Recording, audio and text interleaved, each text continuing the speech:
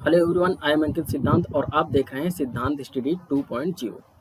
दोस्तों, आज हम लोग रेन एंड मॉर्टिन वाली इंग्लिश जो ग्रामर बुक है, बड़ी ही कमाल की बुक है, उसको हम लोग करने वाले हैं। उसका पहला चैप्टर करने वाले हैं और पहले चैप्टर में सेंटेंस से यानी कि वाक्य से ये प्रारंभ है। तो सबसे पहले समझते हैं कि सेंटेंस क्या होता है। तो यहाँ पे देखिए साथियों, व्हेन वी स्पीक और write we use word, we generally use this word in groups.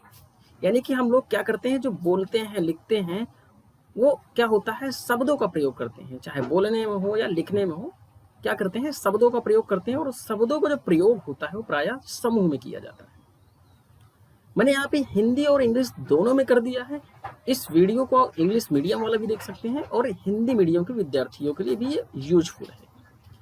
तो यहाँ पे आप देख सकते हैं कि जो शब्द होते हैं, शब्दों का जो समूह होता है, जनरली उसे हम लोग क्या बोलते हैं, वाक्य बोलते हैं। तो समझिएगा यहाँ पे, जैसे यहाँ पे एक little Jack Horner sat in a corner, यहाँ पे आप देख सकते हो कई सारे शब्द हैं और वो एक ग्रुप में है। ठीक है, तो यानी कि छोटा जैक हॉमर एक कोने पे बैठा हुआ था। आइए साथियों, इसके हम लोग डिफिनेशंस को समझते हैं। और यहाँ पे देखिए इसकी डिफिनेशंस क्या कहती है। A group of a word like this which make complete sense is called sentence। यानी इस प्रकार के शब्दों का समूह वाक्य कहलाता है, जिसके द्वारा पूर्ण भाव व्यक्त किया जाता हो, यानी कि कंप्लीट सेंस देता हो। जैसे यहाँ पे आप देख सकते हैं, ही गोज टू स्कूल, वह स्कूल जाता है। तो ये एक सेंटेंस है। अब यहाँ पे देखिए, जैसे मैंने लिया है स्कूल ही टू गोज, यहाँ पे ये कंप्लीट सेंस नहीं दे रहा है। ऐसा नहीं है कि मतलब कोई भी शब्द हो और उसका समूह हो तो वो सेंटेंस हो जाता है। उसका एक कंप्लीट सेंस होना चाहिए, यानी कि पूर्ण अर्थ होना चाहिए, पूर्ण भाव व्यक्त करे, उसे ही हम लोग क्या बोलेंगे, सेंटेंस बोलेंगे। आगे बढ़ते हैं साथियों। अब हम लोग समझते हैं कि सेंटेंस कितने प्रकार के होते हैं, kinds of sentences.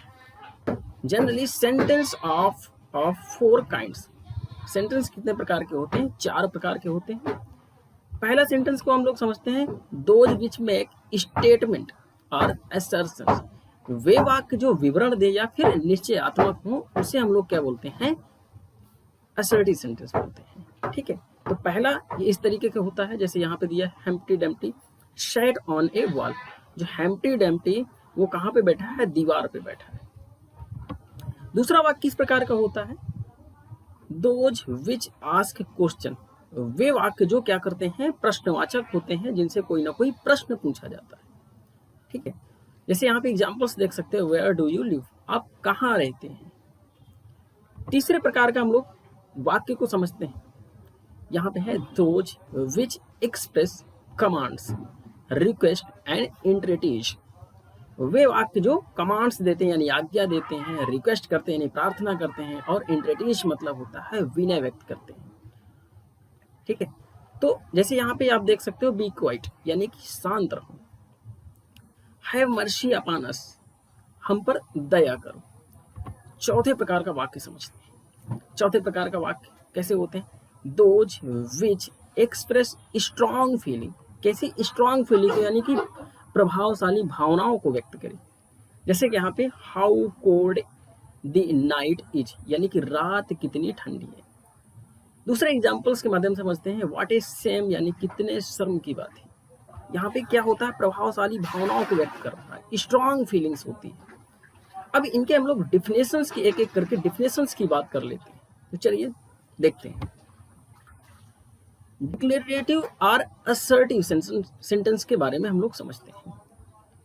A sentence that makes a statement और assertion is called a declarative और असर्टिव सेंटेंस।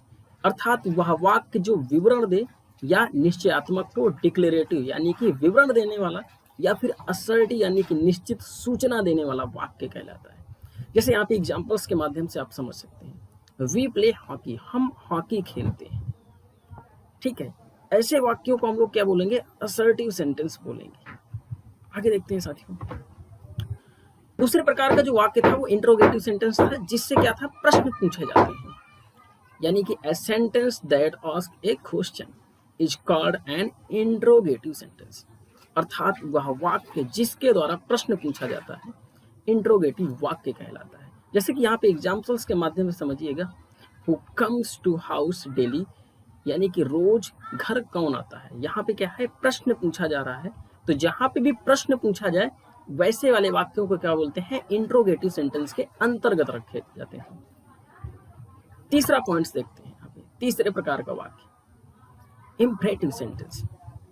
ठीक है, ए sentence that express A command, जो कमांड को व्यक्त करता है, एन एंटिटी को व्यक्त करता है, कॉल्ड एन इंपरेटिव सेंटेंस, यानी कि वह वाक्य जिसके द्वारा आज्ञा, प्रार्थना या विनय की जाए, इंपरेटिव वाक्य कहलाता है। जैसे कि यहाँ पे देखिएगा, प्लीज लिसन टू मी, कृपया मेरी बात सुनिए। ठीक है, जहाँ पे विनम्रता की बात हो, आज्ञा की बात हो, प्रार्थना की बात हो, उस वाले वाक्यों को हम लोग इंपरेटिव सेंटेंस बोलते हैं। इंपरेटिव सेंटेंस जनरली वर्ब से शुरू होता है, यानी कि वर्ब की फर्स्ट फॉर्म से शुरू होता है, और इसका जो कर्ता होता है वो यू होता है, और वो क्या होता है, छिपा हुआ होता है। ठीक है, आगे हम लोग इसके बारे में और डिटेल से पढ़ेंगे, तो अभी बस इतना ही जानते हैं। चलिए चौथा पॉइंट्स देखते हैं, एक्सक्लेमेटरी सेंटेंस। एक्सक्लेमेटरी सेंटेंस क्या होता है, ए sentence that express strong feeling is called an exclamatory sentence. वह वाक्य जो प्रभावशाली भावनाओं को प्रकट करे, एक्सक्लेमेटरी यानी कि विस्मय सूचक वाक्य कहलाता है। जैसे यहाँ पे एग्जाम्पल्स के माध्यम से समझिए, ब्राउ, यू हैव डन वेल। ब्राउ का मतलब होता है शानदार, आपने अच्छा प्रदर्शन किया। ठीक है, तो पहला अध्याय यहीं पर समाप्त होता है। अगर वीडियो आपको अच्छा लगा है तो लाइक करें, शेयर करें, और चैनल में नए हैं तो चैनल को सब्सक्राइब